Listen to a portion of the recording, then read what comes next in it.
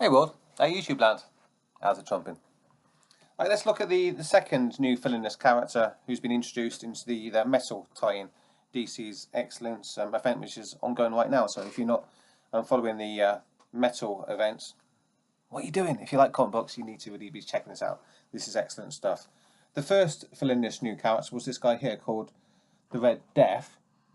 That's Jeremy Corbyn enjoying the Labour Party conference, which is happening in the UK at the moment. I saw this as having strong parallels to the communist threat and how lessons of the past are not learnt as the commies continue to plough through the charred remains of the proletariat, who they pretend to represent but don't really give a shit about at all, because all they care about is power.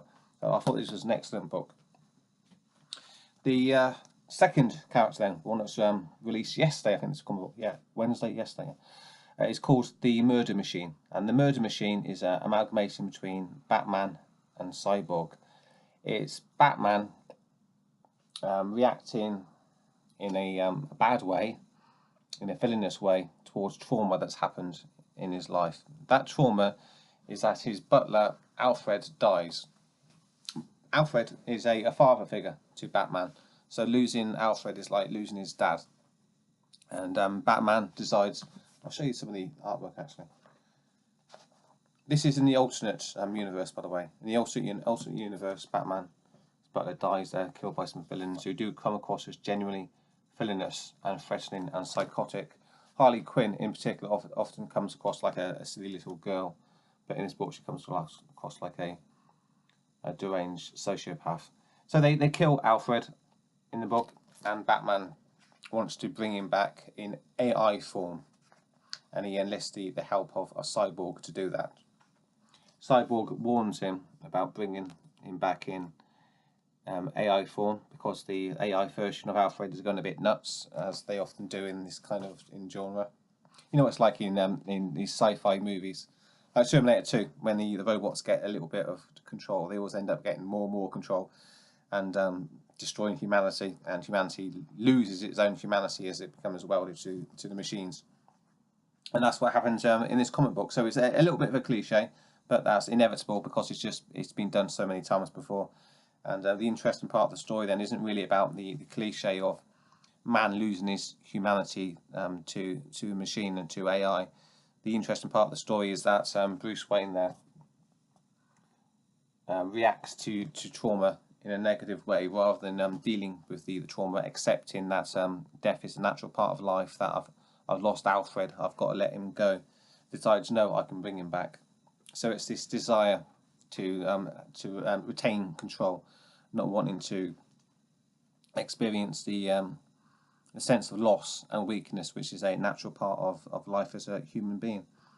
And when Batman creates AI Alfred, the AI Alfred convinces Batman that, hey, Bruce, you know, you're just a normal guy, and you're getting a bit old now, Bruce. You're losing your physical attributes, which make you Batman. Wouldn't it be a good idea if you kind of welded yourself to the machine, and you can be with me forever, your substitute father.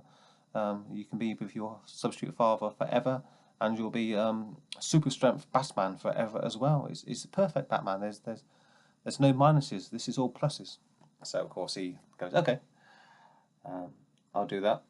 And in doing that, he becomes the murder machine, and Batman fades away, and he starts acting in a villainous way. So that's how the murder machine is created, and some excellent artwork in this book here. Very Empire Strikes Back feel about the art and the story as a whole, really. That's what you need in the book here. You need to have the bad guys as a real threat, and the reader thinking, wow, how can the good guys possibly defeat this army of villains? They are so, you know, superior to the good guys. And just the artwork is, yeah, awesome. Really enjoyed it.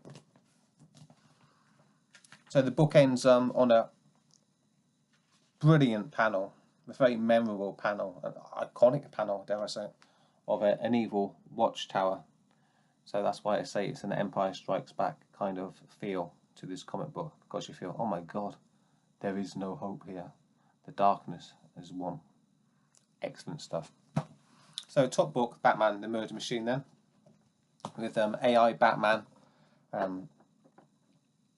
given into temptation, not able to admit that part of being a human being is to let go of things, and not wanting to let go of his butler in creating an AI butler, and then that butler tempting him to meld himself to the machine. He's lost his humanity and he's lost his hero status, and has now become the villain of his own story. He's become Batman, the murder machine. Top comic book. Enjoyed it very, very much. And the more I think about it, the higher the rating goes. At the moment, I'm probably about 8.5 out of 10 for this comic book. So the Metal event continues to deliver. Very much enjoying it. Double thumbs up from this guy. Thanks, DC Comic Books. Don't listen to what I'm saying. Just keep doing what you're doing, because I'm enjoying it very much indeed. So cheers, everyone. Thanks for checking out my video. I'll be back later with more reviews. Up or down, up to you. And subscribe if you want, and share if you want. Do whatever you want with this video. It's out there. Do with it what you may. I love the free market. I'm all about the free market. I am. That's why I dislike people like Jeremy Corbyn and communists so much. I'll stop waffling. Said enough. I don't want to ruin the video at the end. I think it's gone quite well, don't you? Cheers. Goodbye. Trump you later. Don't pay the hat. I'm off. See you guys. Bye.